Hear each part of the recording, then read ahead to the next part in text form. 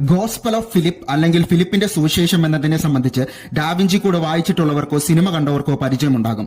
ബൈബിളിലെ പുതിയ നിയമത്തിൽ ഉൾപ്പെടുത്തിയിട്ടില്ലാത്ത ഒരു ഗ്നോസ്റ്റിക് ഗോസ്പലാണത്. 1945 ഈജിപ്തിലെ നാഗ് ഹമ്മാദി ലൈബ്രറിയിൽ നിന്നും കണ്ടെടുക്കപ്പെട്ട പല രേഖകളിൽ ഒന്നാണത്. ഗോസ്പൽ ഓഫ് ഫിലിപ്പിന്റെ ഓതർഷിപ്പിനെയും യഥാർത്ഥ കാലഘട്ടത്തെയും കുറിച്ച് സംശയമുണ്ടെങ്കിലും ഗവേഷകർ CE 2 അല്ലെങ്കിൽ 3-ാം നൂറ്റാണ്ട് എന്നൊക്കെയാണ് പറയുന്നത്. ഫിലിപ്പ് അപ്പോസ്തലന്റെ പേരിലാണ് ഈ രേഖയുടെ ഓതർഷിപ്പ് സംബന്ധിച്ച് പറയുന്നതെങ്കിലും ചരിത്രപരമായി ഒരു തെളിവുമില്ല. ഗോസ്പൽ ഓഫ് ഫിലിപ്പിൽ മഗ്ദലന മറിയത്തെക്കുറിച്ച് ചില രേഖപ്പെടുത്തലുകളുണ്ട്. മറിയവും യേശുവും തമ്മിലുള്ള വളരെ അടുത്ത ബന്ധത്തെക്കുറിച്ച് ഗോസ്പൽ രേഖപ്പെടുത്തുന്നു. ചില വ്യാഖ്യാനങ്ങൾ സൂചിപ്പിക്കുന്നത് അവൾ യേശുവിന്റെ ഒരു ശിഷ്യയോ അടുത്ത സുഹൃത്തോ പോലുമായിരുന്നു എന്നുമാണ്.